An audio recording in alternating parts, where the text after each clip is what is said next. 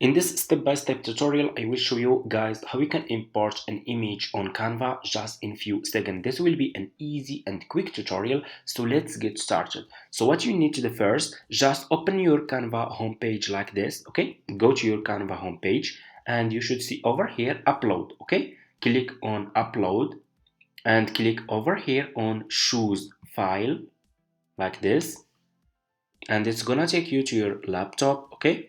And what you will do is you just need to choose which picture you want to import to your Canva account, okay? So for example, I want to import this picture. Click over here on open and click over here on use in new design, and that's how you can import a picture on Canva. Okay, thank you so much for watching. Don't forget to subscribe to this channel, like this video, and see you in my next videos.